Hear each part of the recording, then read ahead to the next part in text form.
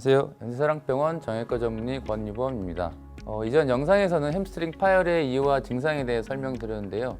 오늘은 좀 더 자세하게 이야기를 해보려고 합니다. 파열이라고 하면 완전히 끊어지고 기능 회복이 어렵다고 생각하실 수 있지만 사실 햄스트링 파열이라고 해서 모두 같은 정도로 손상이 되진 않습니다. 햄스트링 파열은 크게 두 가지 유형 그리고 세 가지 손상 단계로 정리할 수 있는데요. 그래서 오늘은 두 가지 유형과 손상 단계 정도 그리고 치료법에 관한 얘기를 설명드리겠습니다. 먼저 햄스트링 파열의 두 가지 유형에 대해서 말씀드리겠습니다. 햄스트링은 하나의 근육이 아니라 크게 세 가지 반건양근, 반막 양근, 대퇴 이두근을 통합해 부른다고 말씀드렸었는데 먼저 첫 번째 유형은 근육의 수축으로 인해 발생하며 일반적으로 대퇴 이두근이 많이 손상되는 근육입니다. 달리기를 하거나 강하게 착지했을 경우 근육이 펴지면서 땅에 닿을 때 발생합니다. 두 번째 유형은 근육의 과신전으로 발생합니다.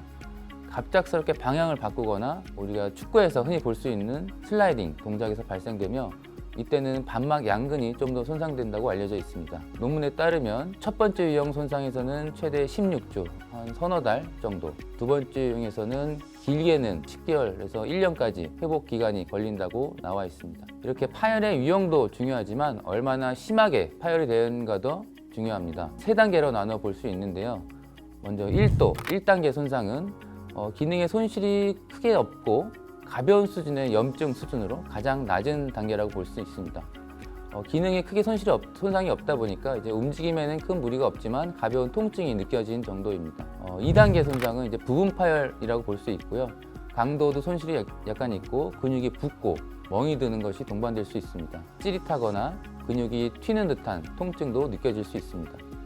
그리고 마지막 가장 높은 3단계 손상은 완전 파열을 의미하고요. 걷거나 이런 일상생활 자체가 힘들어지는 기능 상실이 동반될 수 있습니다. 그래서 이런 손상 단계에 대해서 치료법이 달라지는데 먼저 1단계 손상은 충분한 휴식, 냉찜질, 소염 진통제 등으로 회복이 가능하며 2주 정도는 휴식이 필요하게 되겠습니다. 2단계 손상의 경우에는 좀 더 적극적으로 물리치료나 체외 충격파 치료, 이런 주사 치료 등을 할 수 있겠고요. 4주에서 6주까지 정도는 어느 정도 기간이 필요합니다. 그리고 가장 심한 손상이라고 볼 수 있는 3단계 손상은요. 이런 완전 파열된 부분을 다시 봉합해주는 이런 수술적 치료가 필요할 수 있겠는데 적어도 한 3개월에서 6개월간의 휴식과 재활이 필요하게 되겠습니다. 간혹 1도, 2도 정도의 파열을 금방 낫겠지라며 대수롭지 않게 여기거나 긴 치료 기간으로 인해 이만하면 됐겠지 라며 충분한 휴식과 제대로 된 재활을 진행하지 않는 분들이 계십니다. 그런데 이제 올바른 치료와 시기를 놓칠 경우 파열의 정도가 심해지고 또 점점 손상의 단계가 높아지고 만성으로 통증이나 염증이 이어질 수 있기 때문에 초기에 제대로 된 치료를 하는 것이 중요합니다. 끝으로 이제 정리해드리면 또 햄스트링은 아까 말씀드렸다시피 골반과 무릎, 하체 근육이 가장 기여도가 높은 근육이기 때문에 만약에 다쳤거나 통증이 있으시다면 전문의의 상담을 통해 올바른 치료를 하는 것이 좋겠습니다. 혹시 궁금한 것이 있으면 여기 댓글 창에 달아주시면 되고요. 지금까지 연세사랑병원 정형외과 전문의 권유범이었습니다. 감사합니다. 구독과 좋아요,